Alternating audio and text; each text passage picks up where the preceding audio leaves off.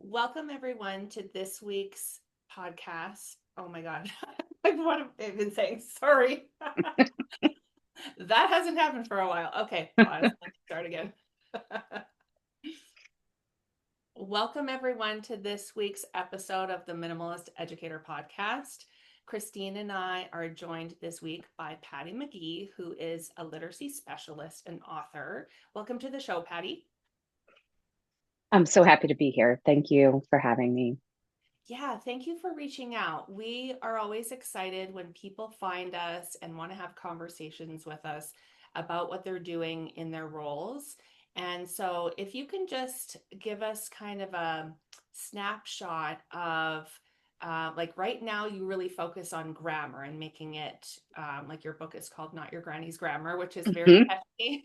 And so, what kind of led you to that point and to focus really on grammar, teaching grammar and making it more than kind of what teachers might think it is? Yeah, it started about 30 years ago or so when I was a brand new teacher. And I realized that as somebody who did very well in school in terms of literacy, that did not equip me for teaching literacy well.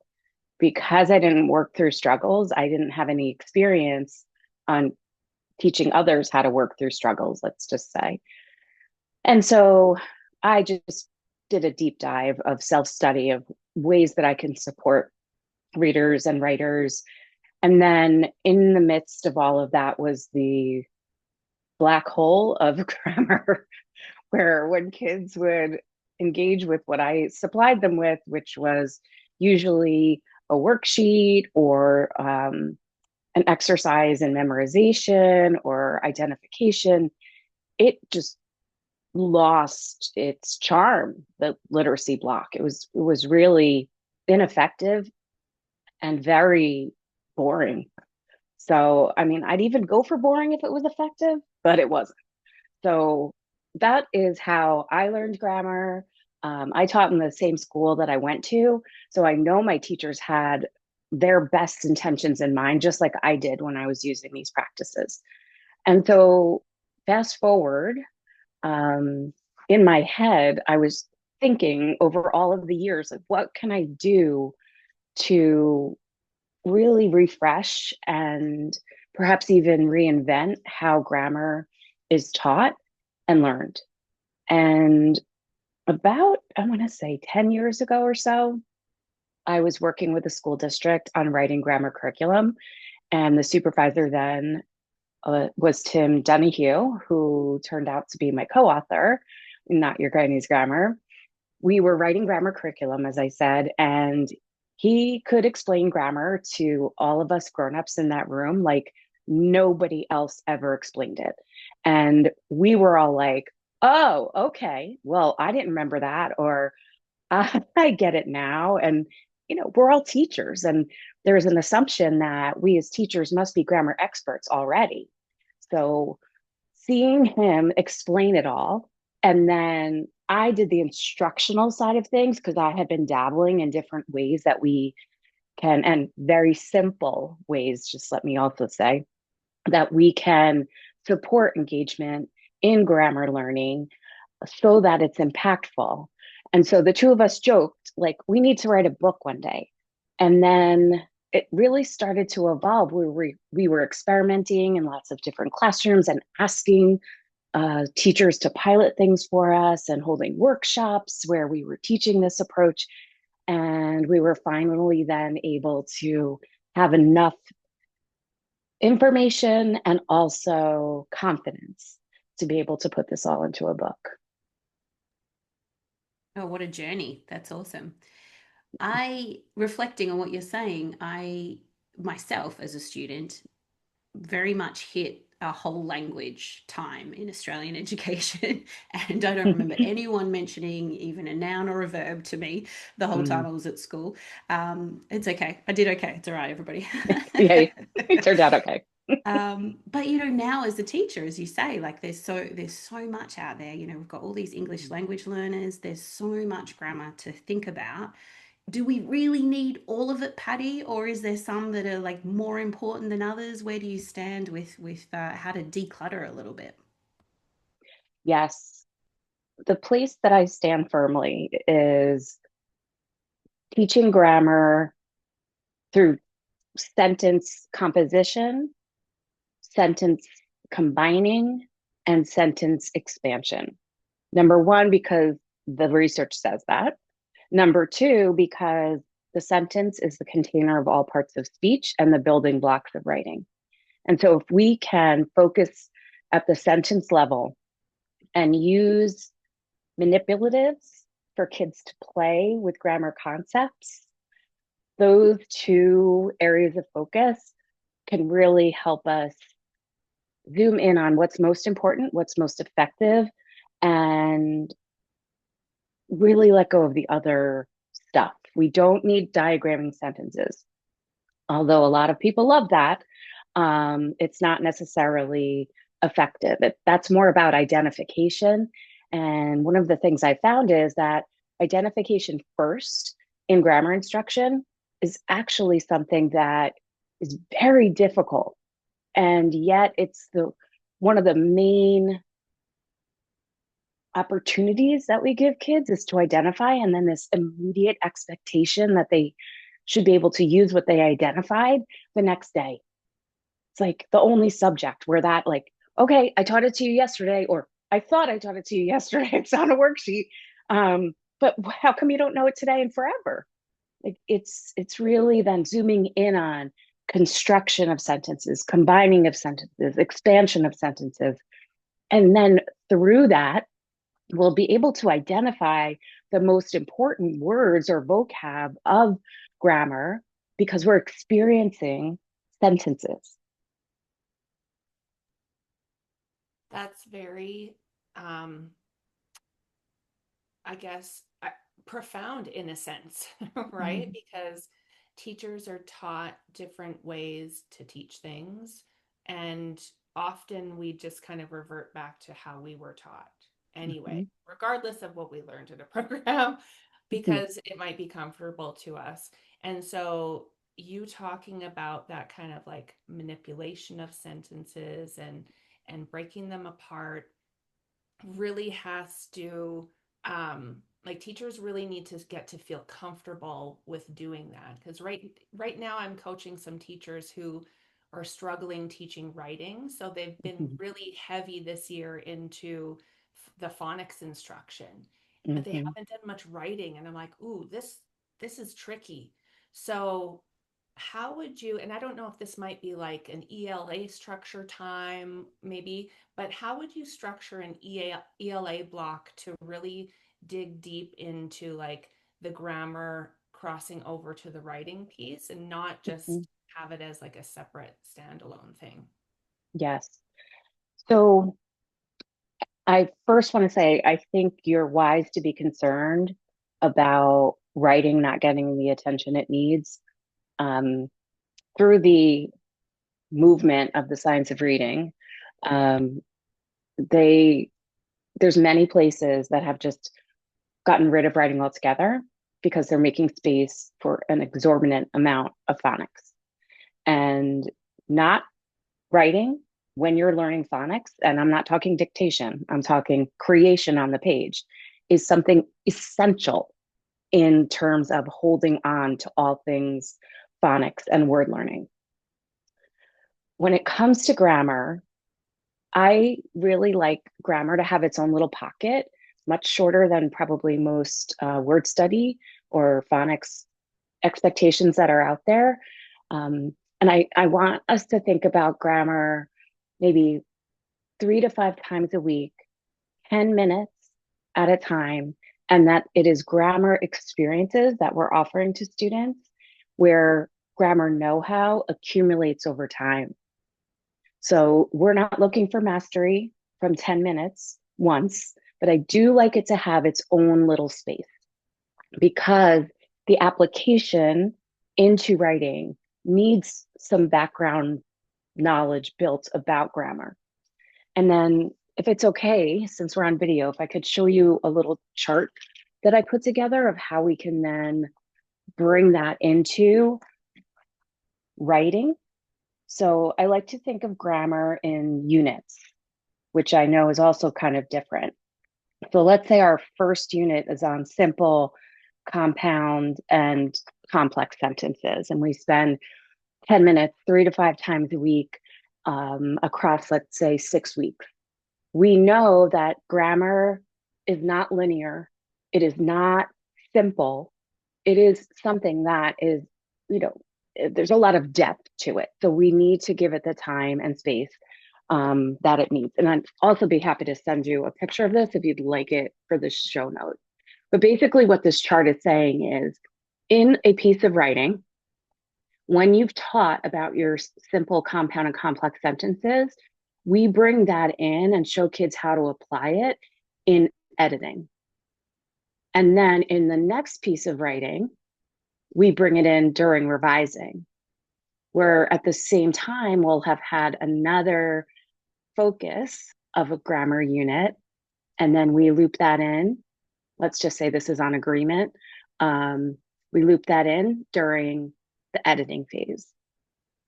And so, as you can see with the colors here, in the next writing piece, we bring it into drafting, our first sentence unit, and then into revising, our second unit on agreement. And then at the same time, we'll have been studying another grammar concept, or usually a collection of concepts that relate to each other. So it's giving almost like a system of, okay, we're going to study this, get to know this, and I'm going to let other things go for now in grammar.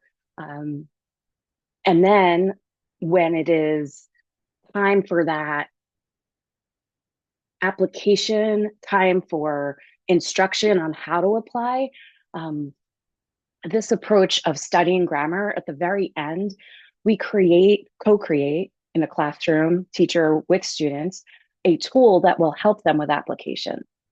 So something, let's say, about how simple, compound, and complex sentences are built. And then when we get to that time in our writing, we pull that tool out, or we'll still have it maybe hanging up so we can always reference it. So there's multiple entry points, very simple entry points and experiences that kids can have over time. And then we intentionally build in lessons, feedback, whatever it might be around those concepts that we went deep with. So am I right that you mentioned the multiple entry to the content, but it also Mhm. looked like you're having multiple repetitions while building that complexity. Is that what it's Yeah, all about? That's it awesome. sure is. Yeah, Yeah. very cool. Do you find you talked about units of grammar? Do you find that there Mhm. is a common one that people do too early or just like too repetitively? They just get stuck on it. Do you find something that commonly comes up? Yes, I find that there's a belief, and I used to hold this belief, that if we can't identify what a noun is, how can we actually even write a sentence? And so we'll just do a lot of identification of nouns and verbs and feel like we need to front load all of that before we do any writing at all. And both things need to happen simultaneously, except the practice of identification needs to find a less emphasized place in it all, because we will learn to identify by being able to, like I said, build sentences. So I find that that isn't a fruitful experience. I know a lot of places that will have like 6 weeks grammar front loaded. That's also kind of like having phonics without having writing. It's a really missed opportunity um, for kids to grow their grammar know-how beyond that grammar time. And when we front load it at the beginning of the year and we expect usage for the rest of the year, it's not realistic. It's not something that students can really do. Um, and so those are a couple of things that I see that I I think aren't as effective as other approaches. For teachers who are maybe newer to teaching writing or just newer teachers, what would you suggest? Because a lot of teachers have programs that they have to teach, but many have a bit of wiggle room and they can, tweak according to what suits their kids. What would you recommend to a new teacher who is, they're trying to teach writing, but they really notice, you know, there's so many things to teach in writing.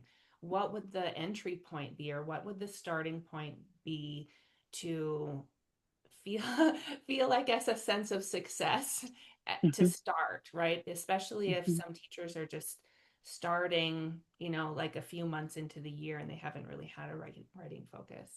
Yes.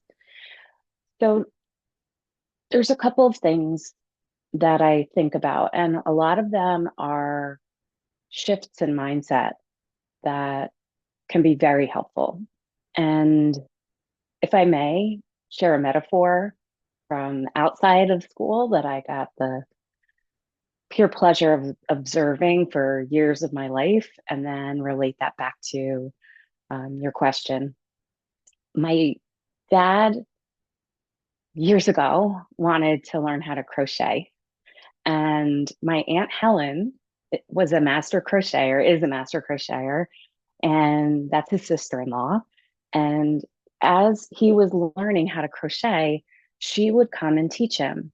Now, she wasn't a teacher, but the first thing she did was think, today, when I look at Peter's blanket and I talk to him about what he's done so far, what's one thing I can teach to help him become a better crocheter? She was not looking for perfect blankets. She knew that there's evolution of learning. And that's a really hard one, a hard like mindset shift in writing. I understand. Let me describe a little bit more of what she did because it's very simple and practical. So she'd sit down next to him and she would say, so uh, tell me about your blanket making. Let's see. And he would usually say something self-deprecating, like, this blanket is in the shape of Australia. And she would say, yeah, but look here at the stitching. You were probably counting. And then she would think, what's the one thing I can teach Peter right now that's going to help him be a better crocheter? And perhaps it was fixing some holes in it. She would not worry about the shape of the blanket. She would not worry about the edging. She would show him how to fix the hole. She would bring out her own crocheting materials and show how she fixes a hole. And then basically coach him as he's trying it, where he's like maybe messing it up a little bit. So she'll model again. Um, Now, that was a long period of time where they would spend together. But for new teachers in the classroom, and I just also want to say for veteran teachers in the classroom as well, none of us, unless there's something, someplace that I have not heard of yet, I've heard of one teacher who was taught how to teach writing in her master's program. So most college prep, I mean, teacher prep, um, colleges do not really go into the methods of teaching writing. And so we all default into assign and assess. And there isn't really actionable feedback in between. So I think this really goes for most of us. So the first step might be like put a goal in our mind. I want to help this writer become a stronger writer. Let's focus in on one thing that we can look for. So that might be elaboration, let's say. And we'll look at the writing. We might ask the writer a little bit about what have you done to elaborate? And they'll say, I use lots of facts. And we name that strength, just like my Aunt Helen did. That is true. You used a lot of facts. All of these are facts. And when you use facts, the information is really well translated to your reader.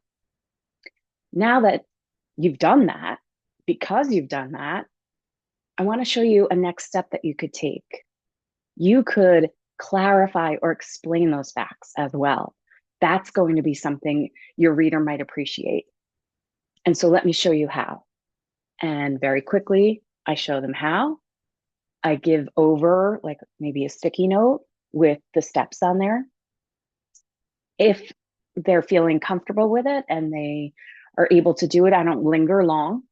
I can always loop back and see how it's going. And so that keeps it very brief, that kind of structure and that kind of mindset.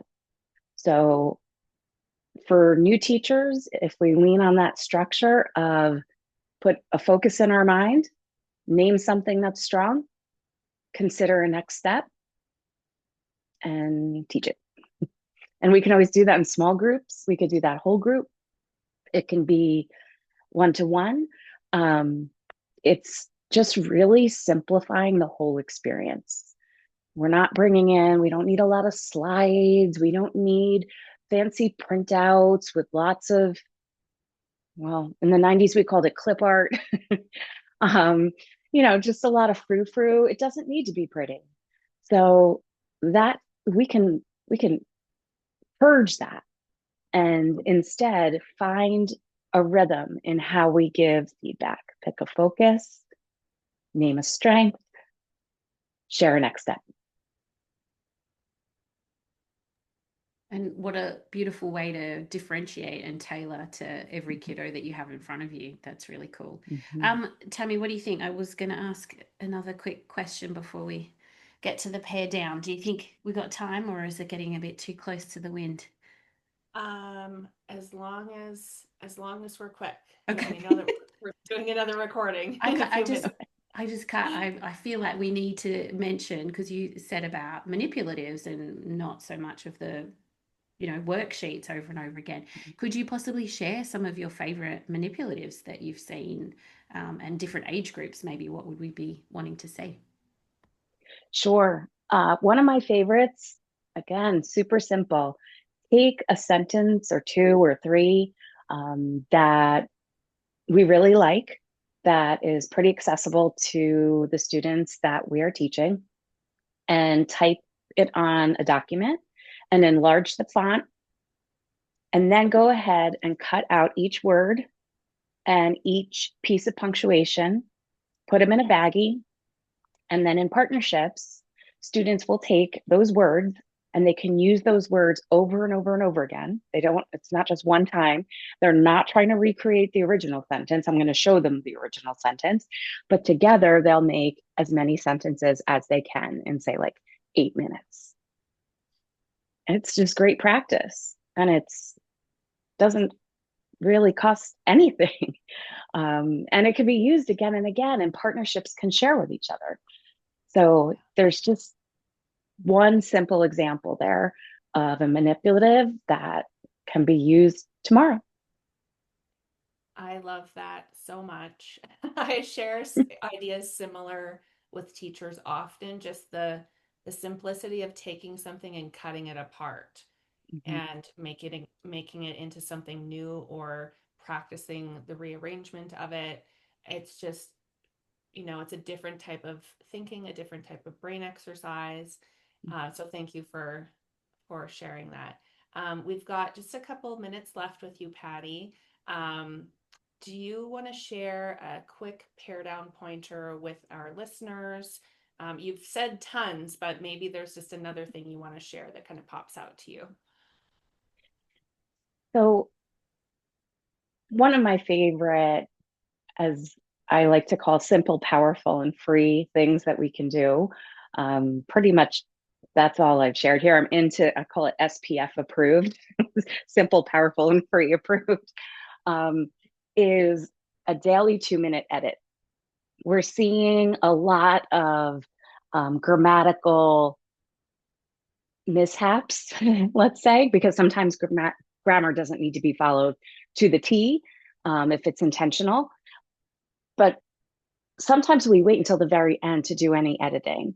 And if we want that editing muscle to really stay strong and continue to grow, simply setting a timer for 2 minutes and saying to students, we're not instructing during this time, go back to your piece and edit it. Edit it for spelling. We could give them a focus, or edit it for spelling, punctuation, and capitalization. And 2 minutes on that. It won't be the whole piece. Just try it out and make sure that it's as sound as it can be. Thank you so much, Patty, for joining us today. You've definitely given me some little tips too to bring with me to coach teachers. Thank you again for being with us. We're going to have all of your links to your books and everything in the show notes. And so thanks for being with us. It was so good to be here with you. Loved the conversation.